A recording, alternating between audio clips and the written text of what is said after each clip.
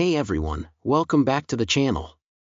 Canada, known for its welcoming stance on immigration, is now facing a contentious debate. New federal rules targeting temporary residents could force millions to leave by 2025. What's driving this shift, and how will it reshape the country? Let's break it down. Make sure you subscribe, we've got critical insights ahead. Canada's population has grown to over 41 million people. Imagine filling every seat in 500 hockey arenas. A big chunk of this growth comes from temporary residents, around 2.5 million people here as students, workers, or asylum seekers. Think of them like guests staying in a shared house, contributing to chores like filling jobs or paying taxes but not yet permanent roommates. Now, the government wants to tighten the rules. By 2027, they plan to reduce temporary residents from 6.2% of the population to 5%. That's like asking nearly 500,000 people, enough to fill a small city, to leave or stay only under stricter conditions. Why? Officials say it's to ease pressure on services like housing and healthcare, which are cracking under demand. Imagine a garden hose trying to water too many plants at once. Reducing the flow might save the system from bursting. But critics argue it's like ripping out healthy plants to fix the garden. Many temporary residents work in farms, hospitals, or tech startups, jobs Canadians aren't lining up to take. Students pay high tuition fees that fund schools, while asylum seekers often flee war or disaster. Forcing them out risks leaving gaps in the economy and upending lives. It's a messy balancing act, trying to fix Canada's household without evicting the very people helping hold it together. The clock is ticking, and the stakes are human. Families who've built lives here for years face uncertainty. Workers who repaired roads or cared for the elderly might have to leave communities they helped sustain. This isn't just about numbers, it's about people caught in a policy tug-of-war. Let's start with Quebec, a province known for its rich French heritage. It's like a slice of Europe tucked into Canada. But now, it's caught in a storm over immigration. Over 300,000 temporary residents live here, many drawn by universities like McGill or jobs in Montreal's booming tech scene. Picture a bustling cafe where students from India, Brazil, and Morocco study French while coding startups in their spare time. But there's a catch. Quebec's strict language laws, like Bill 96, require newcomers to navigate life mostly in French. For some, this feels like showing up to a party where the rules keep changing. You're welcome, but only if you follow the host's playlist. While this protects Quebec's cultural identity, it also makes it harder for temporary workers or students to stay long-term, even as the province desperately needs them. Montreal's tech companies are scrambling to fill jobs, like a puzzle missing half its pieces. The stakes are high. Universities rely on international students' tuition fees. Imagine a piggy bank that's suddenly half empty. Meanwhile, Quebecers debate whether prioritizing French should come at the cost of losing skilled workers. It's like trying to guard a precious recipe while needing more chefs in the kitchen. The result? A growing tension between preserving what makes Quebec unique and keeping its economy from stumbling. Alberta's economy runs like a giant machine powered by oil rigs, farms, and fast food joints. To keep it humming, the province relies heavily on over 200,000 temporary workers, many hired through a special program that fast-tracks labor for tough jobs in the oil sands or remote farms. Imagine these workers as the grease in the gears. They drive trucks through icy fields, flip burgers in small-town diners, or plant crops under the prairie sun. Without them, the machine might stall. But there's friction. While these jobs keep Alberta's lights on, they're often grueling and poorly paid. Some workers face exploitation, like being overworked or underpaid. Picture someone promised a gold coin but handed a wooden nickel. Meanwhile, local labor unions argue these jobs should go to Canadians first, creating a tug-of-war between hire local and keep the economy moving. It's a tricky balance. Restaurants and coffee shops in cities like Calgary or Edmonton depend on migrants, who fill 1 in 5 food service roles. Without them, your morning latte might take twice as long to make. Yet, relying on temporary workers is like building a house on rented land. It works until the lease runs out. Alberta's challenge? keeping its economic engine roaring without leaving workers or local communities feeling like they're stuck between a rock and a hard place. British Columbia, with its stunning mountains and ocean views, has become a magnet for international students, over 400,000 of them, with nearly half packed into Vancouver.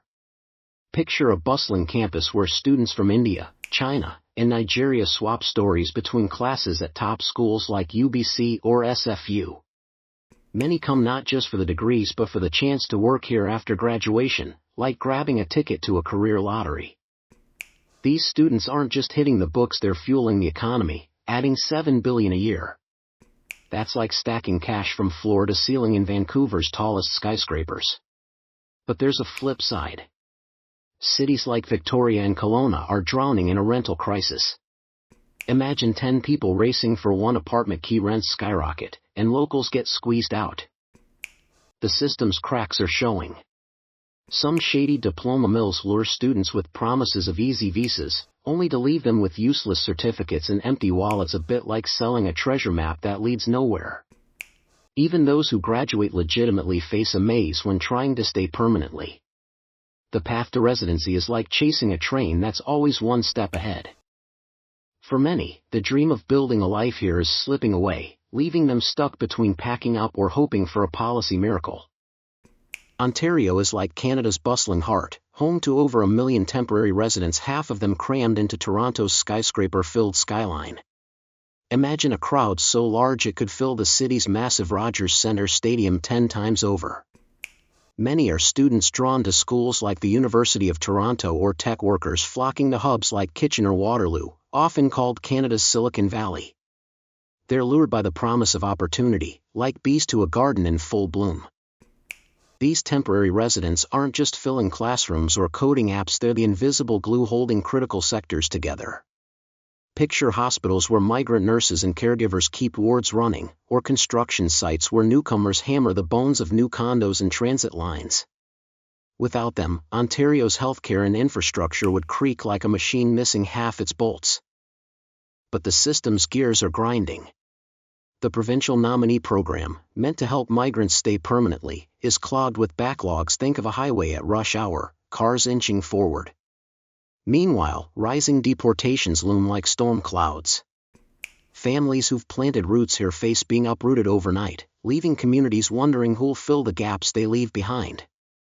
Ontario's success story risks becoming a cautionary tale of a door that swings open wide but slams shut too fast. The federal government's new immigration rules are like shaking a snow globe. Everything inside gets rearranged. First, work permits are getting stricter.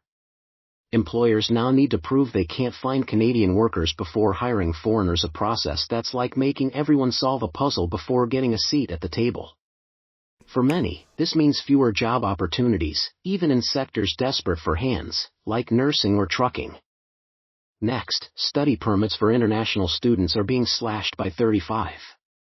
Imagine a concert where half the tickets suddenly vanish. Thousands of hopefuls are left outside, dreams on hold. Those who do get in face a rocky path after graduation. Staying permanently is like climbing a ladder that's missing rungs, with limited options to settle long-term. For asylum seekers, the rules are tighter. Deportations could happen faster, like a train leaving the station before everyone's on board. Families who've fled war or disaster now risk being split apart. Picture a family photo torn down the middle. Critics fear a lost generation of students and workers who invested years in Canada, only to be sent back to unstable futures. Politically, it's a tug of war. The Liberals argue these changes protect housing and services from overstretching, like tightening a belt that's dug too deep. Conservatives push for even deeper cuts, claiming the current plan is a band-aid on a bullet wound. Meanwhile, real lives sway in the balance, caught between policy debates and the gut-wrenching question, do I stay, or do I go? Behind every policy change are human stories, raw and real. Take Maria, a farm worker from the Philippines and Alberta. For years, she woke before dawn to pick vegetables under frosty skies, her work visa tied to a job that vanished when the harvest ended. Now, she's like a bird pushed from its nest, stripped of legal status, scrambling to find shelter. Employers once praised her hard work, but when the season closed, so did her safety net. Then there's Raj, an international student from India in Ontario. He arrived with dreams wrapped in a 40,000 loan, studying by day and delivering pizzas by night. But after graduation, he's stuck in a maze with no exit. Permanent residency? It's a prize dangling just out of reach, like an apple on a branch he can't climb.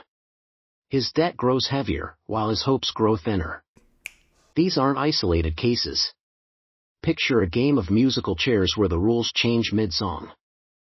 Workers like Maria and students like Raj race to secure a spot, only to find the music stopped too soon. Some employers exploit this desperation, treating migrants like disposable tools used until they break, then discarded. Others face a bureaucratic fog, navigating paperwork that feels like trying to catch smoke with bare hands. The uncertainty gnaws at families.